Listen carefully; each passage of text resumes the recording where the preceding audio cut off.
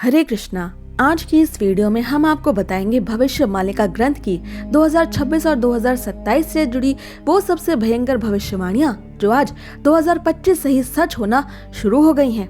2025 एक ऐसा साल जिसमें भविष्य मालिका ग्रंथ सिर्फ एक मन गढ़ंत कहानियों की किताब से बढ़कर अब एक ऐसी रहस्यमयी पुस्तक बन चुका है कि जहां पहले साधु संतों को इस ग्रंथ के बारे में कोई जानकारी नहीं थी, कोई इसके बारे में बात तक नहीं करना चाहता था। सबको यही लगता था कि कलयुग के अंत में अभी लाखों साल बाकी हैं। वो सभी दिव्य संत जैसे बागेश्वर धाम सरकार, देवकी नंदन ठाकुर जी महाराज और अपनी वाणी में साक्षात सरस्वती को रखने वाले पूज्य श्री राजेंद्र दास जी महाराज ने तो अब खुलकर अपनी कथाओं में लोगों को भविष्य मालिका की भविष्यवाणियां बताकर उन्हें आगाह करना भी शुरू कर दिया है। भविष्य मालिका ग्रंथ में ये भी पहले से ही बता दिया गया था कि धीरे धीरे संतों और वैष्णवों के मुख से ये ग्रंथ लोगों में फैलने लगेगा और भगवान कल्कि जिन लोगों की रक्षा करना चाहेंगे सिर्फ वही सब लोग भविष्य मालिका को जान और समझ पाएंगे, बाकी सब इसे झूठा मानेंगे। और आज सभी संत यही कर रहे हैं।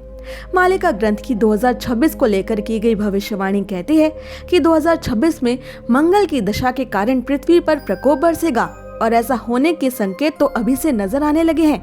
वृंदावन धाम में इतिहास की सबसे खतरनाक बाढ़ इसी वर्ष आई। पूरा वृंदावन जलमग्न नजर आया। केशी घाट, काली देह, मदन मोहन मंदिर में यमुना माता उफान पर आई। यहाँ तक कि इस बार यमुना देवी का जल श्री बांके बिहारी तक भी पहुँच गया। साक्षात वृंदावन धाम में खौफनाक त्राही का ये मंजर देखने को मिला।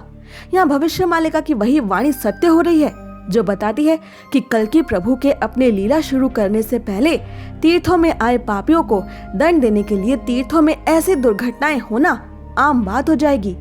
भविष्य मालिका की 2026 से 2027 लेकर की गई दूसरी सबसे बड़ी भविष्यवाणी कहती है कि यही वो समय होगा जब भगवान कल्कि तीसरा महाभारत संग्राम अपनी लीला से शुरू करवाएंगे। जिन्हें नहीं पता उन्हें बता दें कि भविष्य मालिका के अनुसार महाभारत संग्राम द्वापर युग में अधूरा रह गया था। महाकाली की दुष्टों का रक्तपान करने की इच्छा अधूरी रह गई थी, इसलिए श्री कृष्ण ने महाकाली से ये वादा किया था कि ये महाभारत कलयुग में फिर से होगा।